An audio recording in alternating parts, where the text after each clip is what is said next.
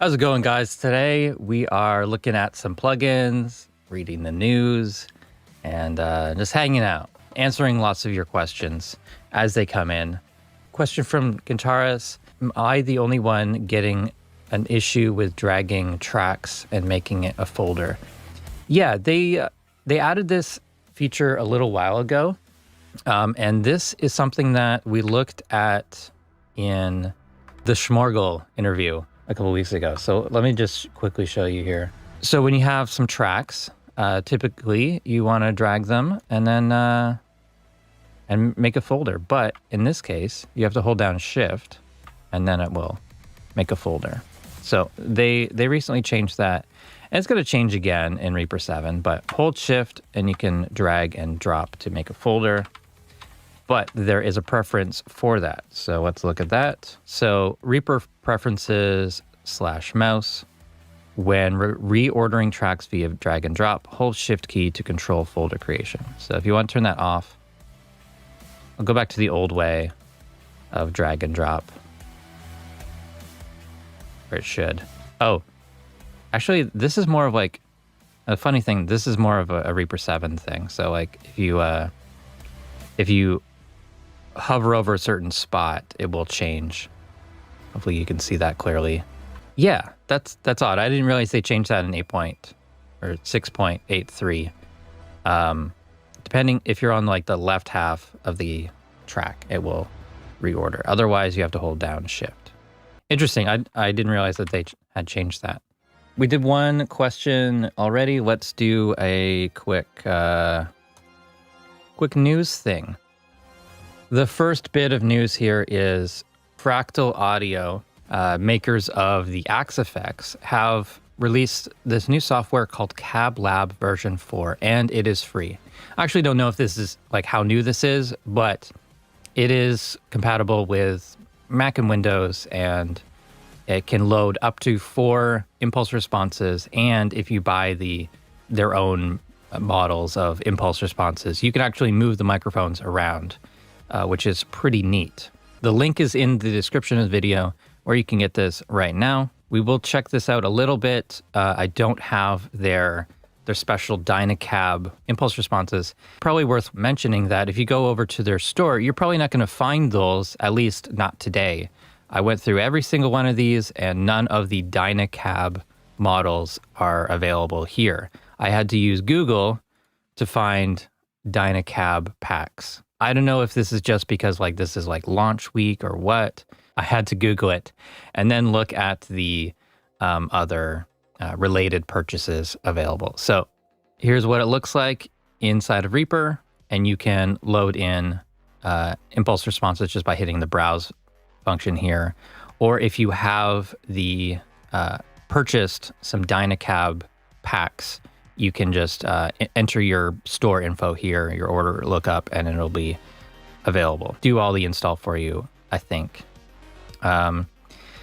You can combine multiple impulse responses and then actually export a new impulse response with this, which is kind of neat. If you're just using a basic impulse response, you've got your options for choosing one, and it's standard file browser. Low cut, high cut, mute solo, polarity invert, and level control. And you can blend your 4 impulse responses that way. There's a zoom function. I guess once you have them loaded, you can see another view of that. There's an alignment function, so you can actually nudge in milliseconds or in millimeters, I guess, which is pretty cool. That's worth a mention. And if you want their cab, movable mic options, you need to buy their cabs, and they are $29 US for a pack. But you get 6 different microphone models with the cabinet. Universal Audio, makers of so much stuff, so much hardware, inventors of the LA2A, have an LA2A plugin available for free. And I always forget that they unlocked their software from hardware in the past couple of years. I always think of them as being a hardware accelerated plugin company, but they actually have software that runs on any DAW now. So the LA2A plugin is free right now. It's available until the 31st of October. If you don't have an LA2A, and there's so many different models available, here's a good one that you can get today. They also announced this plugin bundle, currently $49 US, which is the price of like 2 regular price plugins. Individually, it's $398, which is 3 LA2As, a Pultec times 3, the Century Tube Channel Strip, Oxide Tape Recorder, Galaxy Tape Echo, Pure Plate Reverb, Polymax Synth. So these are different sort of eras or revisions of the LA2A. The Pultec, the full-size one, kind of the classic one, but there's also one for mid-range and one for low and high cut focused control. And this one looks pretty nice. The Century Tube Channel Strip, $99 on its own, probably worth checking out if you are interested in the UAD plugins.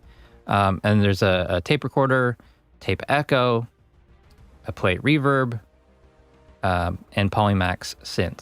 So if you don't have like the Arturia bundle or some other bundle of like T-Rax or something like that, where you've got a bunch of different plugins and you just have Reaper stock plugins, for $49, this gets you really high quality plugins. If you want to support the channel, there is a link in the description.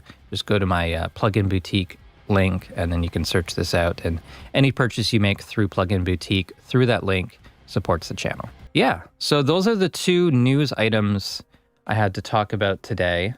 The other kind of big news this week was, what was it? Minimal Audio released a new synth, but they announced it with a subscription-only sort of thing, or maybe it's rent-to-own or something like that. I wasn't interested in getting a new synth this week, so I'm just out of the loop on that, but maybe someone in the chat can explain that. I know that there was a bit of a controversy, and they had apologized before I had even seen the announcement. So I don't know. I'm going to get back to answering questions now. But yeah, appreciate you all being here today. I hope you've all reaped this week a little bit. I know I have. I did some orchestral editing. I did a podcast edit. Played guitar a bunch yesterday. I played synth a ton this week. Anyone able to change the color of the master track? I don't think master track can be changed in color. I never really thought about it, to be honest. Yeah, funny. I've just never thought about changing the master track color. Maybe it's something in the theme that can be changed, but as far as I know, it stays the default color. Chris asked, roughly when do we expect Reaper 7 to arrive? I'm actually a bit surprised that they did release an update this week. I thought the next update would be Reaper 7. So it's been in release candidate status for all of September. But I don't know. I still feel like it's not ready. There's still lots of people sending in feature requests or refinements to the things that are in there. So I don't know. What version am I running? I'm using 6.83, and then I've got 7, some version of 7 installed, some release candidate, like probably version 9 or something like that. I only updated today for 6.83. I'm just trying to read every single comment. You guys take the time to leave a comment, so I want to read them, but there's going to be some dead air for a moment. People still play guitars. I was kind of hoping that Cablab actually came with some impulse responses. As far as I know, it didn't, unless I missed asking where it was, or, maybe I just missed it, but I don't think so. Let me know in the chat if Cablab is something that you've already tried, something that you'll be getting today. Are the bigger updates generally free, like version 5 to 6, 6 to 7? No, but when you have a license, you get 2 versions. So if you bought today, you would have Reaper 6 and Reaper 7. And then at version 8, you would have to buy again. So anyone that bought version 5 enjoyed all of version 5 and version 6, and then they will buy again at Reaper 7 when that's ready. And of course, you can demo it. You can keep using version 6, so nothing breaks when new version's out. Yeah, you've paid for that license and you can continue to use that version forever. Will you be moving to Reaper 7 right away when it's released? Yes, I will. I'll be doing a lot of videos about it. I guess my main system will be Reaper 7. I might actually have 2 portable installs, like a Reaper 7 that I use and a Reaper 7 that I teach with. I had the Fresh Start series as a separate portable install. I didn't really work with that version. I only made videos in that version. Any thoughts about updating your courses when Reaper 7 drops? The Mixing in Reaper series is quite old now. It's all still relevant. I don't think like mixing techniques change. There's not a ton of like Reaper specific things in there, I think, but it is old. I would like to redo them, but also it's just a ton of work. Starting making a course is so hard, and then finishing making a course is like even harder. They still work, but they are getting pretty old, and there's always this thing, like always this fear of like taking something away from the courses page, people to buy at Christmas time, and then I remove all the courses at New Year's. So I still need to have them available somewhere, and allowing for downloads ends up costing me a ton of money. I used to do that. The way that the courses are now, they don't cost me any money to keep them up. So right now I'm just gonna leave them alone, I think. And I'll make something new eventually. In color themes folder for your theme that's unpacked, you modify the color for TCP main BG and TCP main BG selected PNG.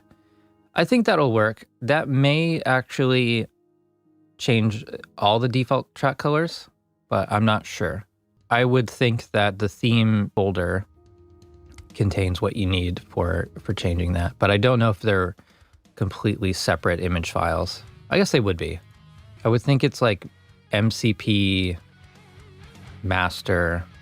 Sometimes I don't know like which things are colored by the theme tweaker or like specifically set by an image or like a combination of the two.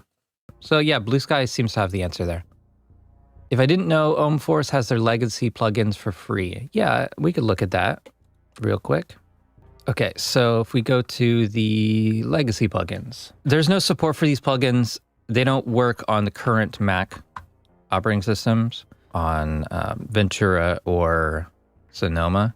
At one point, these were very good plugins. I used to really enjoy Homicide, but it was complicated. It was hard to use, but it was capable of some pretty unique effects.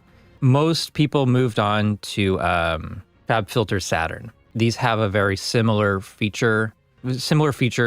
Saturn was just easier to use. 4 bands, you can change the type of distortion. You can change the level, the gain. There's a noise gate on each band. You can change the band crossovers, and you can make some really wild sounds. And then you can even morph between different presets or different settings with this sort of MIDI keyboard layout. It's a pretty crazy thing. Let's hear this.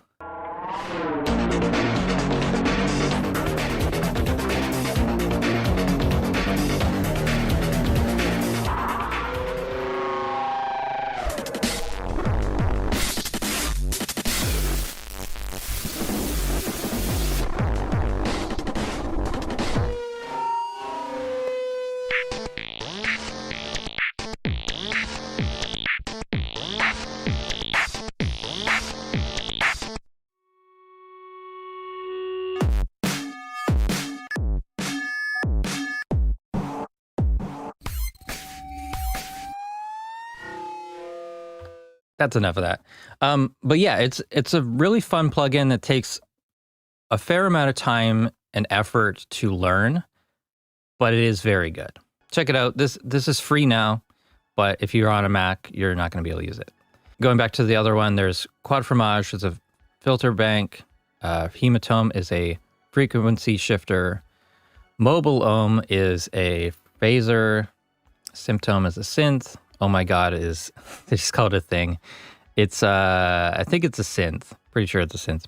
Preditome is a distortion, and Ohmboys is a multi-tap delay. I had that one. I bought that one. I used Oh My God a fair amount, and I had Homicide. Fromager is another free one. I thought they had something else. I mean, they make good plugins. You don't hear about them very often, but they're good. Ohmforce.com/plugins. Ohmboys I never got along with. I wish I could get along with it, but it was just a little too complicated, too many knobs, too many buttons, and I know it's powerful, but it was not worth the effort. I would rather just put in a couple more simple delays to get the sounds that I wanted, multiple tracks or whatever. Behold my stuff. Horizon Devices Precision Drive, Misha Mansour's signature overdrive pedal. I got this week. I'm on the fence about it. It can be good. I think I just like Tube Screamers better. But essentially, this is like a really tight overdrive pedal, but it has a noise gate built in. And it's supposed to be able to kind of keep all the low end in your sound. But I struggle a bit with it. It didn't... I went through my 4 electric guitars with it, and it sounded pretty bad on all of them. I started making neural amp modeler captures of it, and then I started playing with it to test how close it was, and then I ended up playing like for hours. So I don't know. Maybe I will keep it. If you're interested, I've started making neural amp modeler captures of it, and it's sounding pretty good, depending on the amp, depending on the guitar. It either works for you or it doesn't. It's not something that you can just kind of set and forget, like a Tube Screamer, like that kind of just works on every guitar. Maybe not, just not for me. That being said, I might be using it today as we demo Cablab. Actually, you know what? I'll just use my neural amp modeler things. I've got this at -34, and it's hitting +6.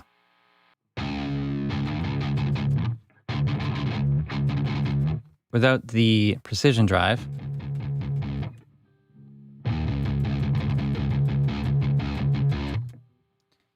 I don't know. I need to hear it louder than that.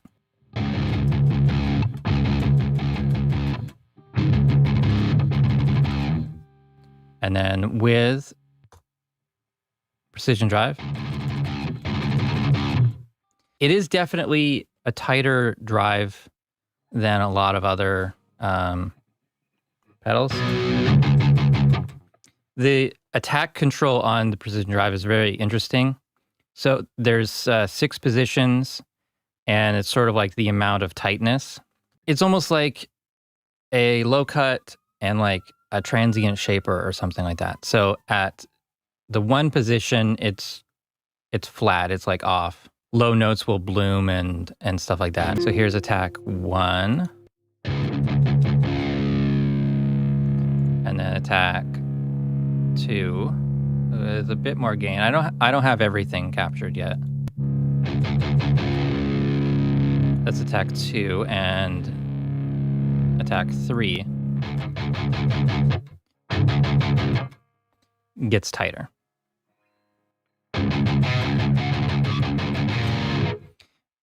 And I think I see most people using attack 2 or 3 on their paddle board.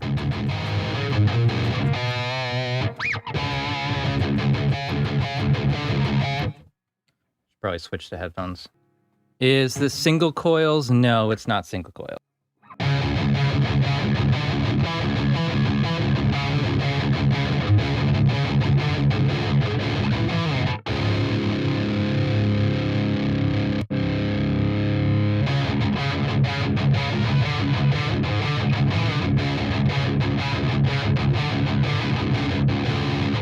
So it doesn't seem right to have this tab section at -34. That doesn't seem right at all, right? I'm not used to that. I don't see any like normalize function or anything like that. Okay, so there's where you would install the cab packs. a little surprised that there isn't like there's like the level option, but obviously this is way too hot to begin with.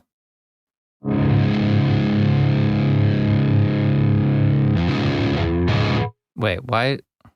Turn it all the way down. What? With no cab.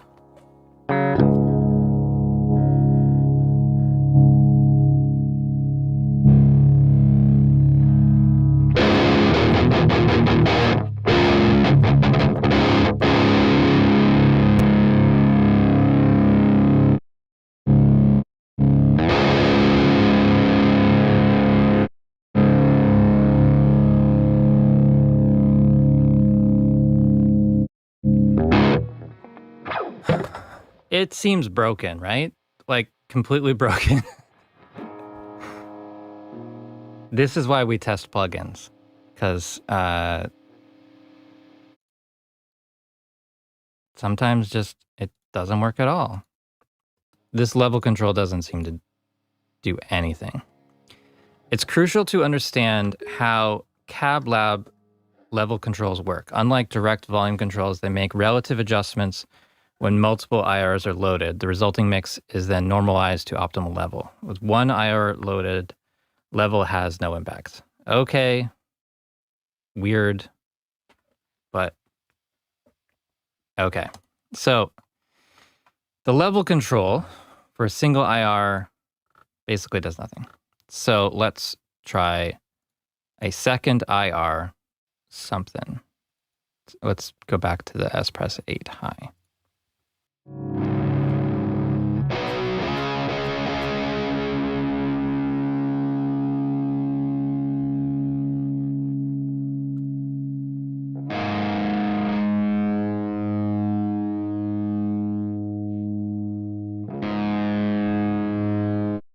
Maybe it works better with their own impulse responses, but this is quite unintuitive with the auto-normalize thing. I can see that it makes some difference with the frequency response here in the graph, but I'm hearing almost no difference in volume. And I just want like, I don't know, a bit of volume control. Let's try this. I'll put in my -12 dim in there. Put these at unity.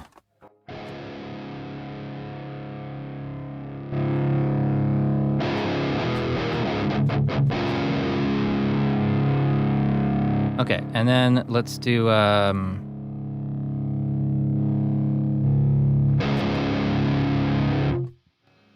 right, now I will do the pedal.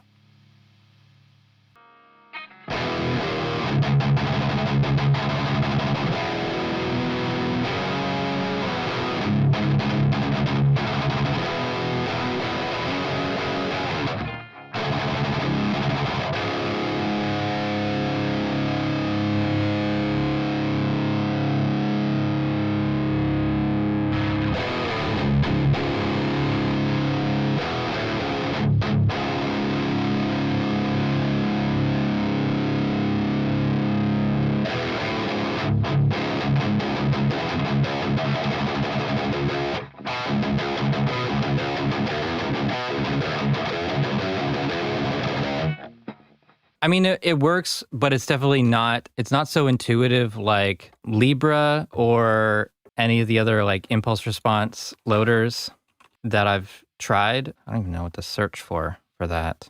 Well, here's a question for the chat. What impulse response loaders do you use for guitar? What do you like? Ignite Libra, I think it does up to 8 impulse responses. And then there's this XY grid where you can kind of position the thing. I don't know. There's that's from STL Tones. Lancaster Audio is one. I think this is one of Glenn Fricker's companies. Pulse is really basic. Well, you can just use Reaper's built-in reverb. So let's say I take reverb, I add in a file. Oh, what are these? Oh, those are small speakers. Sure. There we go.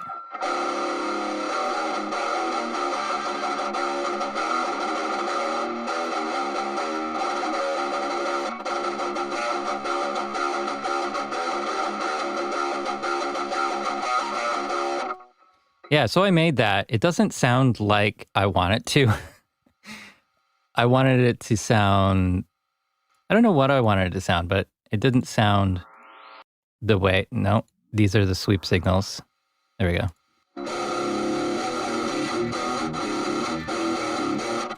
This is a small speaker with some microphone on it. I think it's a SM57, but it's too like echoey.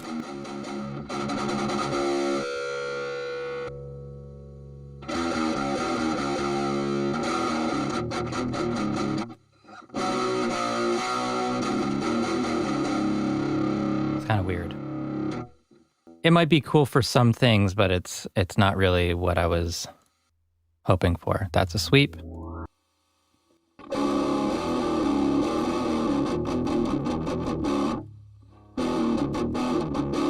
The speaker didn't sound good, but this is not what it's supposed to sound like. Okay, so let's go back to the impulse responses that I usually go to, which are like this one. So let's S press high, and I'll load in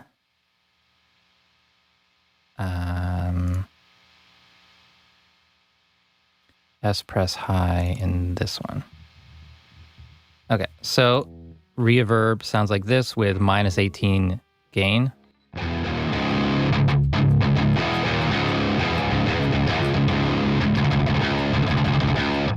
And with the boost pedal or the precision drive.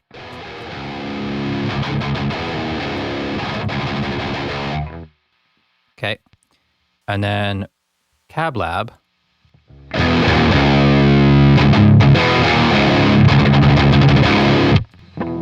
Yeah, so I feel like this just needs a level adjustment. Like just a overall volume control. Why isn't that in the Cablab?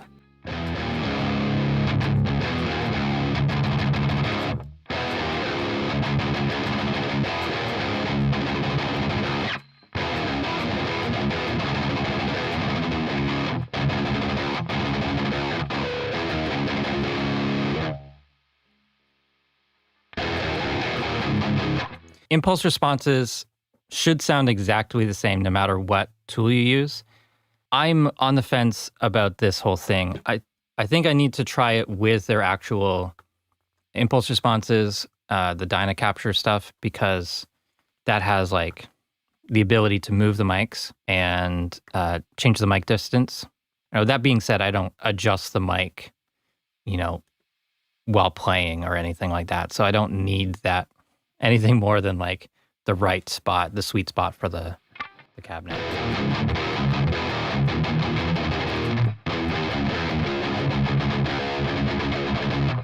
Another good thing that this can do is take those 4 mics, combine it down into a single impulse response, and you can load that anywhere, I think. I don't know what format. It makes a .syx file. What if we do normal? Also syx. This section allows you to save your mix to a connected Fractal audio device or computer. When saving to a computer, both Fractal audio.syx and a full resolution.ir file generated. Okay, so it seems like that file needs to be used within their software, which makes sense. But yeah, you could always just run a sweep through this however you like to capture impulse responses. Those small speaker impulses were created with the sweeps generated by reverb. I don't really like how they turn out. I get better results typically from a noise burst, at least for reverbs. But what else would you like to talk about? I'm kind of done with this thing. I don't want to look at it anymore. So let's give another quick mention to Lancaster Audio's Pulse or Ignite Amps Pulse. They've got their own version of that. This one I'm pretty sure I've used. Ignite Amps, NADIR, NADIR. I've used this. This is pretty good. Blending of 2 impulse responses, panning, delay, high pass, low pass. It's useful stuff. I want to just render a MIDI item in place as audio and mute the MIDI. How do I do that? Yeah, so let's take a...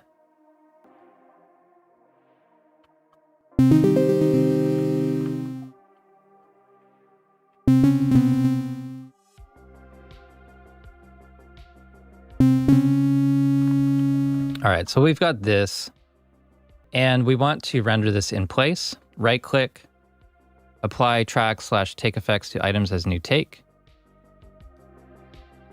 And then you can bypass the synth, and here's what we have.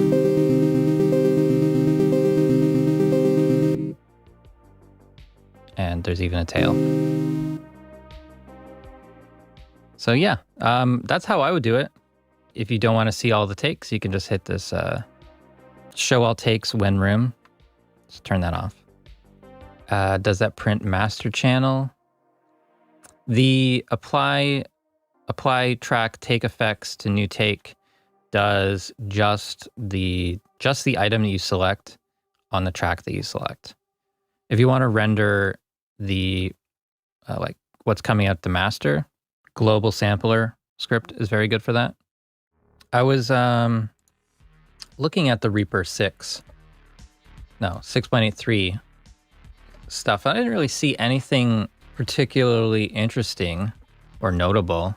The drag and drop thing that we found earlier, I don't feel like that was supposed to be in there, but maybe when they split the projects, they let that in. I don't see anything for folder. Track panels, tweak folder drag destination area to be middle third of left fifth of TCP. What? Improve cursor feedback when reordering tracks / making folders. Do I use VU meters when mixing? Not anymore. I used to. I do recommend this plugin called VUMT from Klanghelm. I used to use this a lot. I would have one on the master track, and I would mix while looking at this, or I would use this for mastering. So if you're mixing, you would want the calibration at, I think I would have it at -18. And then for mastering, I think I would put it up to -10. It's been quite a while since I've done it. But you basically just adjust the calibration for the amount of headroom that you want. If what sounds right to you has the meter pinned above +3, then change your calibration so that level becomes 0. Or the other way around, if adjust the calibration for whatever you feel is right, whatever's the right LUFS range, puts that at 0. But I was using this before LUFS meters were very good. There weren't very many tools for dynamic range monitoring at the time. So that's why I bought this. It ended up being really useful for just general mixing stuff by having filters, dynamic EQ. Is good for like de-essing, bit of sort of noise reduction if it's high frequencies. And the mono maker, I use that a lot. I also use it for adjusting stereo width by going to the mid-side mode, and then I'll bump up the side channel a little bit. Yeah, it's just a great sort of utility plugin. Do you think ARA Melodyne will work at the same level of integration you see on Pro Tools? I don't really know anything about what Pro Tools is doing these days. And ARA and Melodyne, something that I never touch. I've always hated my time spent using Melodyne, so I avoid it these days. I'm not mixing a lot these days, so I haven't needed to use Melodyne in quite some time, and that's nice. Yeah, Retune has gotten a lot better over the years. It used to be pretty tedious to use, but now I guess they're using ARA or something like it to get the audio. Like, you don't have to print it in real time. So it just grabs the audio from the take information, and then it extracts pitch information from the selected take. And then, yeah, it's just gotten a lot easier. It used to be pretty hard. And I think it'd still be nice to have controls for like its own controls for zoom and scroll if you want it different than the defaults. I think it does follow the MIDI editor, but just having its own set of options would be nice. There's lots of room in this interface to add a settings page. It would just be nice to have that, because lots of these things change with your theme settings, following the MIDI editor settings or some other setting. The auto mode got better. The manual correction mode got a lot better. And just generally, it's pretty nice to use if you need a pitch corrector. Do you know of any arpeggio scripts for Reaper other than the basic included plugin? Yeah, there's the one I showed a little bit earlier. The insert arpeggio, insert scale, insert chord. These are custom actions, I believe. It's a menu set or something like that. It's one of the things that Alejandro made a video about. I'll put this into the chat for you there. Before Reaper Tips, AH Music, Alejandro, used to make Reaper tutorials on his main channel. And yeah, it's a very useful thing. I'm still using it. I've been using it since like 2011. What's your take on Dolby Atmos for music? I think it's a bit overhyped. I don't know. I haven't heard anything using that system at all. I've never really liked surround sound, and so Atmos is just like way more of something I don't like. All the different ways that you can listen in Atmos with consumer electronics and like high-end studio stuff, I don't know. No one's ever going to hear it the same way. Stereo mixing's hard enough. More speakers, special formats, and it's even harder to get people to listen to your music. So like limiting the mix in a way that only like a handful of people will be able to hear it doesn't make any sense to me. So, I mean, cool that it's new technology. It's bad because nobody wants it, I think. We did a podcast episode about Atmos. I've never really been too excited about it. Yeah, actually, I guess it's a few episodes. There's 3 episodes. Or 4 episodes. MasteringShow.com. Search for Atmos. There's a few there. I don't think it's something that I'll ever get into. It's more niche than like VR. Be hard to get people to listen to it. Steven says, in a club, half the time there's still mono. Yeah. Yeah, even the venues with the biggest sound system are still not even doing stereo, so in a way, Atmos seems like a way to sell stereos. Not stereos, but speakers and new amps and new format. And I haven't experienced it myself. Maybe it is better, but it seems like a lot of work. It's supposed to be a cinema thing, but and then there's like the issue of like some mixes were being like converted to Atmos automatically, and it sounded really, really bad. So that's a bad start for a lot of people, for a lot of professionals. We're gonna go for a few more minutes. We'll stop at 11, I think. Any other questions?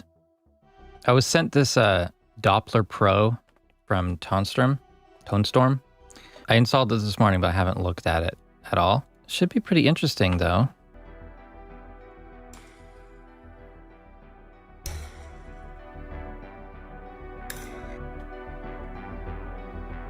Trying to figure out what determines the audio. Okay.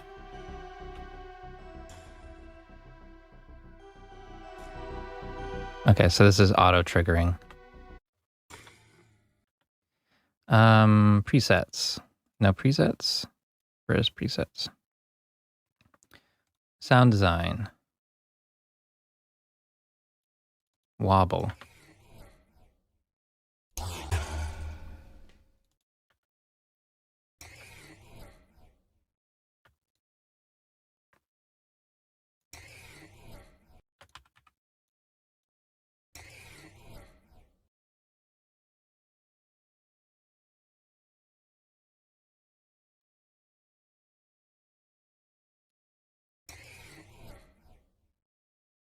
Seems really quiet, doesn't it?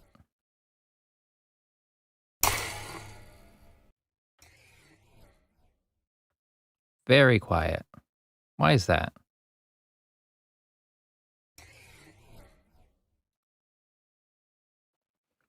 Yeah, I need to really learn this before I try to teach it.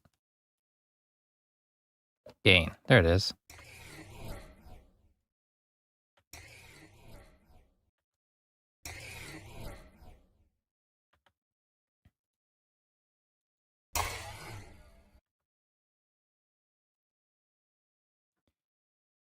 Let's do a sustained sound. Let's turn on my synth. Set this to sync DAW.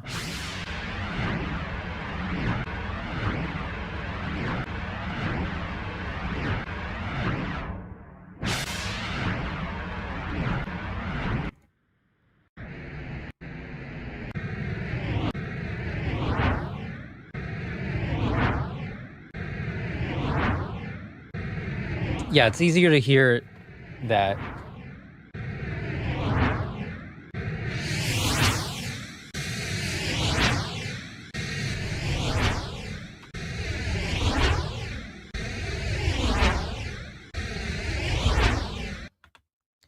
Okay, so yeah, DopplerPro.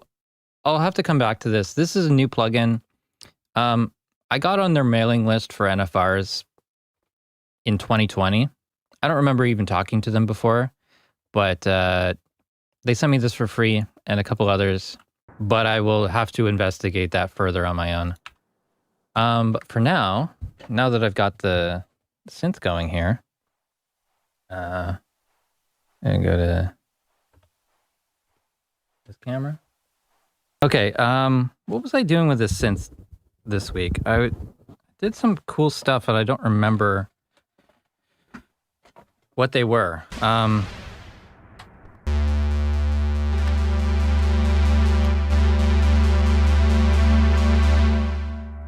The filter envelope as the control for pitch.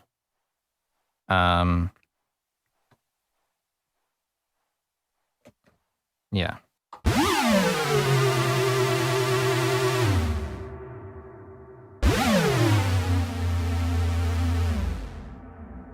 Which is kind of fun. And then blending in a bit of the LFO.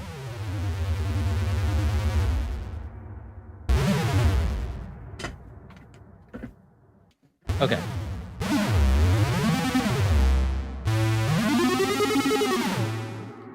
So there's that, or doing the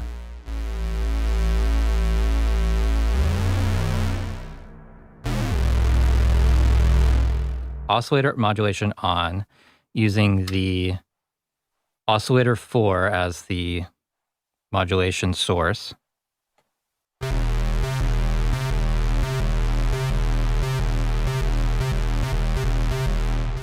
And if I put it on the 32 feet,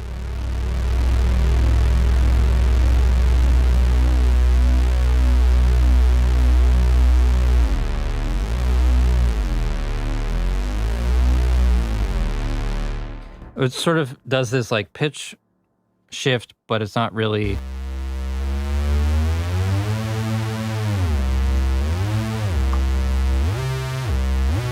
I don't know, it's just different than using the pitch shift. That's a pitch shift. And that's the shift with the mod wheel. It's interesting.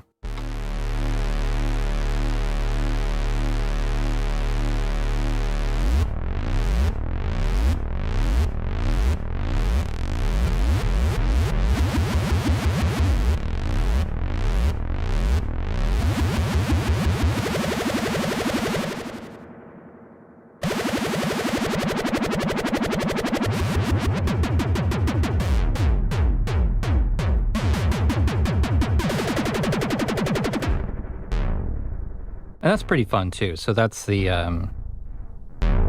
what's that? Shark tooth shape, and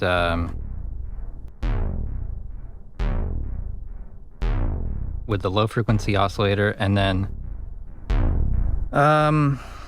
oscillator control is enabled, which means that the key modifies the speed of the LFO, so higher pitch notes, like faster tempo.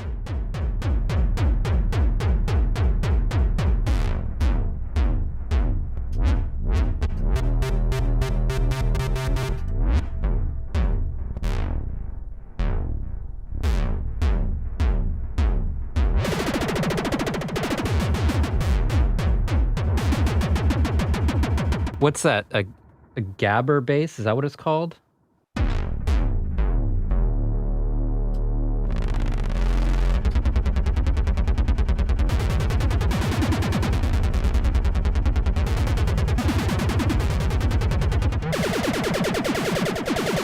So this oscillator for control, when it's off, it's like this. When it's on,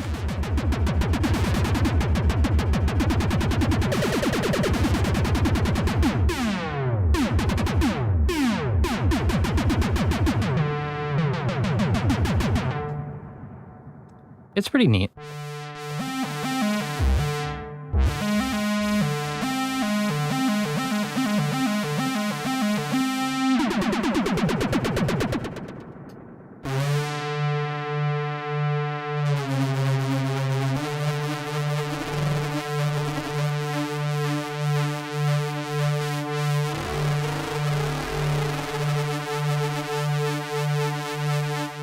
I like when the filter modulation sort of adds in an additional tone,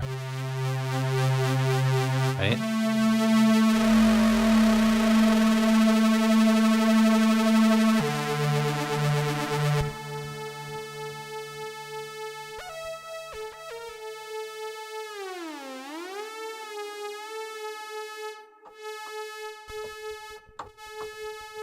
Yeah, that's the modulation source you're hearing.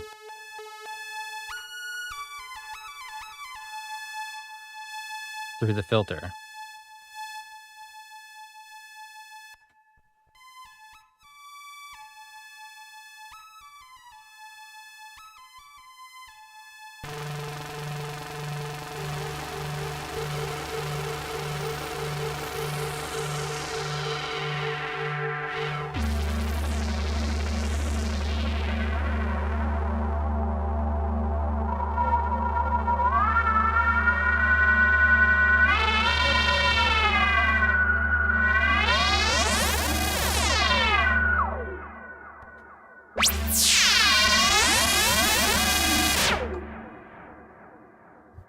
Did any of you guys see, what was that guy's name? Something Martinelli?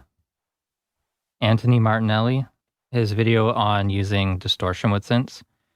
It was posted a week or two ago. That was a really good video.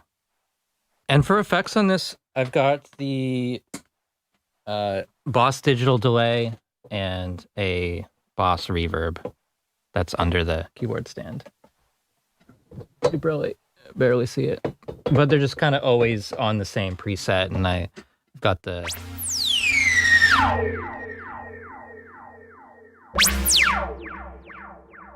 that on Ascend, and I've got the RD6, just feeding that a little bit, like at like -50 or something like that.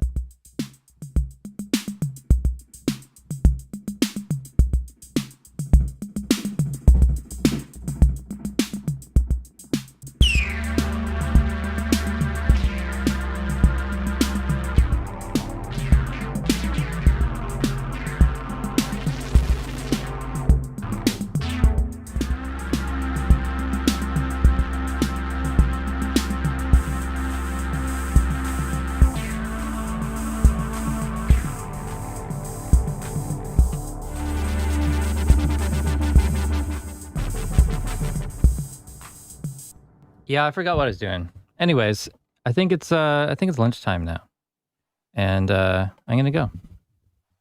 Yes, it's a very 80s sounding synth, even though it's based on a 70s sounding synth. Late for the party, but that's my jam. Yeah, so we're going to wrap it up here. It is 11:01 on Friday, the 13th.